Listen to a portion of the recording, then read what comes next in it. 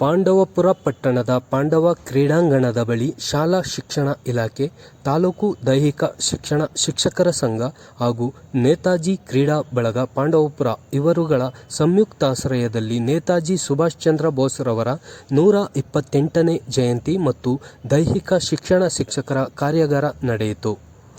ಕಾರ್ಯಕ್ರಮದಲ್ಲಿ ಪ್ರಧಾನ ಭಾಷಣ ಮಾಡಿದ ಕ್ಯಾತನಹಳ್ಳಿ ವಿಶ್ವೇಶ್ವರಯ್ಯ ಪದವಿ ಪೂರ್ವ ಕಾಲೇಜಿನ ರಾಜ್ಯಶಾಸ್ತ್ರ ಉಪನ್ಯಾಸಕಿ ವೀಣಾ ಅವರು ನೇತಾಜಿ ಸುಭಾಷ್ ಚಂದ್ರ ಬೋಸ್ ಅವರ ಹೋರಾಟ ಹಾಗೂ ಅವರ ಜೀವನ ಕುರಿತು ಅರ್ಧ ತಾಸಿಗೂ ಹೆಚ್ಚು ಕಾಲ ಸುದೀರ್ಘ ಭಾಷಣ ಮಾಡಿ ಸುಭಾಷ್ ಚಂದ್ರ ಬೋಸ್ ಅವರ ಹಲವಾರು ವಿಚಾರಗಳನ್ನು ತಿಳಿಸಿದರು.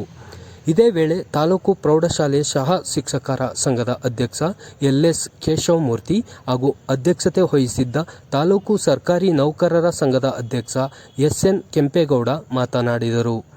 ಈ ವೇಳೆ ಕ್ರೀಡೆಯಲ್ಲಿ ಸಾಧನೆ ಮಾಡಿದ ವಿದ್ಯಾರ್ಥಿಗಳನ್ನು ಸನ್ಮಾನಿಸಲಾಯಿತು.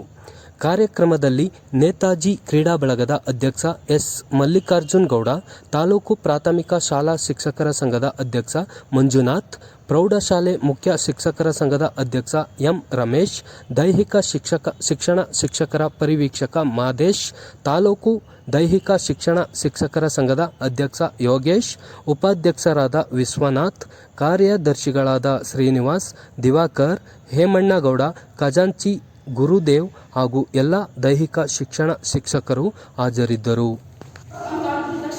ಪ್ರತಿಯೊಬ್ಬರ ನರನಾಡಿಯಲ್ಲೂ ಕೂಡ ರಕ್ತದ ಸಂಚಾರ ವೆರಿ ಸ್ಪೀಡ್ ಆಗುತ್ತೆ.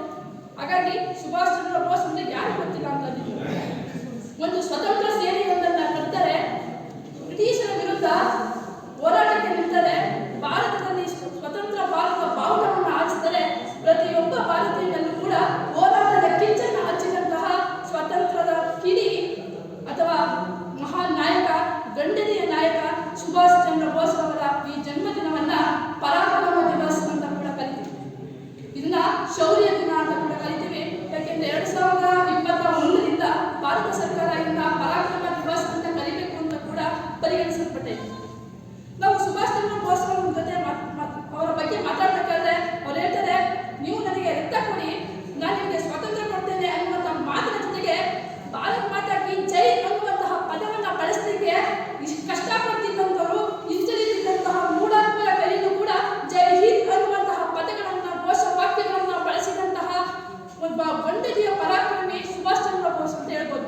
ಅದಕ್ಕಾಗಿ ನಾನು ಹೇಳ್ತೀನಿ, ಪರಾಕ್ರಮ ದಿವಸ್ ಅನ್ನುವಂತಹ ಪದ ಸುಭಾಷ್ ಚಂದ್ರ ಬೋಸ್ ಅವರಿಗೆ ತುಂಬಾ ಆಪ್ಟ್ ಆದಂತಹ ಪದ ಅಥವಾ ಪರ್ಯಾಯ ಪದ ಅಂತ ಕರೀಬೋದು.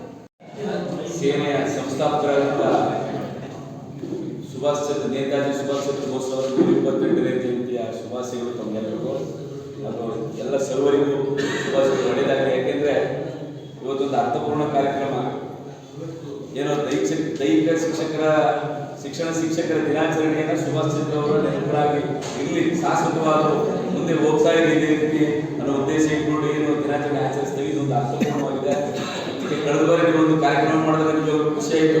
ಒಂದು ರಾಜ್ಯ ಮಟ್ಟದ ಕಾರ್ಯಕ್ರಮದ ರೀತಿ ನೀವು ಚೌಟ್ರಿ ಚಿಕ್ಕ ಜಾಗದಲ್ಲೂ ಅದ್ದೂರಿ ಕಾರ್ಯಕ್ರಮ ಮಾಡಿದ್ದು ನಿಜವಾಗ್ಲೂ ನಿಮ್ಮ ಒಂದು ಶಿಸ್ತು ಮತ್ತೆ ನಿಮ್ಮ ಒಂದು ಬದ್ಧತೆ ಮತ್ತೆ ನಿಮ್ಮ ವೃತ್ತಿಯ ಒಂದು ಏನಿದೆ ನಿಮ್ಮ ಒಡನಾಟ, ಮಕ್ಕಳ ನಡುವೆ ನಿಮ್ಮ ಬಾಂಧವ್ಯಗಳು ಮತ್ತೆ ಸಾರ್ವಜನಿಕವಾಗಿ ಎಲ್ಲಾ ರೀತಿಯಲ್ಲೂ ಕೂಡ ನೀವು ಅದನ್ನ ಒಂದು ತೋರ್ಪಡಿಸಿದ್ದೀರಿ. ನಿಜವಾಗ್ಲೂ ಖುಷಿ ಆಗ್ತಾ ಇದೆ ಸರ್. ಏನು ಈ ದಿನ ಸುಭಾಷ್ ಚಂದ್ರ ಬೋಸ್ ಬಗ್ಗೆ ನಮ್ಮ ಮೇಡಮ್ ಅವರು ಸಾಕಷ್ಟು ವಿಚಾರಗಳು ಮತ್ತು ವೇದಿಕೆಯವರು ಬಿಟ್ಟಿರೋ ಸಾಕಷ್ಟು ವಿಚಾರಗಳನ್ನು ತಿಳಿಸಿಕೊಟ್ಟಿದ್ದಾರೆ. ನಿಜವಾಗ್ಲೂ ಇವರು ಒಂದು ಸ್ವಾತಂತ್ರ್ಯ ಸಂಗ್ರಾಮದ ಪ್ರಮುಖ ಜನನಾಯಕರಲ್ಲಿ ಇವರು ಒಬ್ಬರು ಮಹಾನ್ ಹೋರಾಟಗಾರರು. ಆದರೆ ಇಲ್ಲಿ ಇವರ ರೀತಿಯೇ ಮತ್ತೊಬ್ಬರು ಹೋರಾಟಗಾರರು ಮಹಾತ್ಮ ಗಾಂಧೀಜಿಯವರಿಗೆಲ್ಲ ಗೊತ್ತಿದೆ. ಅವ್ರನ್ನ ನಮ್ಮ ಫಾದರ್ ಆಫ್ ನೇಷನ್ ಅಂತೀವಿ, ಬೇರೆ ಬೇರೆ ಅರ್ಥಗಳಲ್ಲಿ ಅವ್ರನ್ನ ನಾವು ಕರಿತೀವಿ, ಅವರಿಗೆ ಉನ್ನತವಾದ ಸ್ಥಾನವನ್ನು ಕೊಡ್ತೀವಿ ನಾವು ದೇಶದಲ್ಲಿ. ಆದರೆ ಸುಭಾಷ್ ಚಂದ್ರ ಬೋಸ್ ಅವ್ರಿಗೂ ಕೂಡ ಅದೇ ರೀತಿ ಕೊಡ್ತೀವಿ. ಆದರೆ ಕೆಲವೊಂದು ವಿಚಾರಗಳಲ್ಲಿ ಈಗಲೂ ಕೂಡ ನಮಗೆ ಜಿಜ್ಞಾಸೆ ಇದೆ. ಅವರ ಸಾವಿನ ಬಗ್ಗೆ ಅನೇಕ ವಿಚಾರಗಳ ಬಗ್ಗೆ ಜಿಜ್ಞಾಸೆ ಇದೆ. ನಿಜವಾಗ್ಲೂ ಒಂದು ನಮ್ಮ ದೇಶಕ್ಕೆ ದುರಂತ. ಯಾಕೆಂದ್ರೆ ಇವತ್ತು ಒಂದು ಪಾರಿಗೆ ಹೋಗಬೇಕಾದ್ರೆ 1 ಗಂಟೆಗೆ ಹೋಗ್ತೀವಿ, ಅದೇ ಸೌಲಭ್ಯ ಇದೆ. ಈಗ ಆ ದೇಶದಲ್ಲಿ ಕೂತಿದ್ದು ನಮ್ಮ ವ್ಯವಹಾರಗಳು ಮುಗಿಸ್ಕೊಂಡು ಪುನಃ ಮಾರ್ನೆಗೆ ಬರುವಂತ ವ್ಯವಸ್ಥೆ ಇದೆ. ಆದರೆ ಅವತ್ತು ಇಡೀ ಭಾರತ ದೇಶವನ್ನ ತಮ್ಮ ಕಪಿ ಕುಷ್ಟಿಯಲ್ಲಿ ಇಟ್ಕೊಂಡಿದ್ದಂಥ ಬ್ರಿಟಿಷರ ವಿರುದ್ಧ ಹೋರಾಟ ಮಾಡಬೇಕಾದಂಥ ಸಂದರ್ಭದಲ್ಲಿ ನಮ್ಮ ದೇಶದ ಜನರ ಸಹಕಾರವನ್ನು ಪಡ್ಕೊಳ್ಳಿಕ್ಕೆ ಸಾಧ್ಯ ಆಗದೆ, ಈಗ ನಮ್ಮ ಮಲ್ಲಿಕಾರ್ಜುನ್ ಗೌಡರು ಕಥೆ ಹೇಳಿದ್ರು ನಿಮಗೆ, ನಮ್ಮ ಭಾವನೆಗಳು ಹೇಗಿತ್ತು ಅಂತ. ಹೋರಾಟಕ್ಕೆ ಕರೆದ್ರು ಕೂಡ ಬರದೇ ಇರುವಂತ ಸ್ಥಿತಿಯಲ್ಲಿ ನಾವು ಇದ್ದು ಯಾಕೆ ಬೇಕು ಹೆಂಗೋ ಇದೀವಿ ನಿಮ್ಗೆ ಇದೀವಿ ಕರೆಕ್ಟ್ ಬೇಡ ಹೆಂಗ್ ಹೋಗ್ಲಿ ಅವರು ಅನ್ನೋ ಸ್ಥಿತಿಯಲ್ಲಿ ಇದ್ದಂಥ ಸಂದರ್ಭದಲ್ಲಿ ಇಲ್ಲ ಇಲ್ಲಿ ಸಿಕ್ಕಿ ಮುಕ್ತಿ ಕೊಡಬೇಕು ಬ್ರಿಟಿಷರು ಓಡಿಸ್ಬೇಕು ಒಂದು ಸ್ವಾತಂತ್ರ್ಯವನ್ನು ಗಳಿಸಲೇಬೇಕು ಏನಾದರೂ ಆಗಲಿ ಅದು ಯಾವ ರೀತಿ ಏನಾದರೂ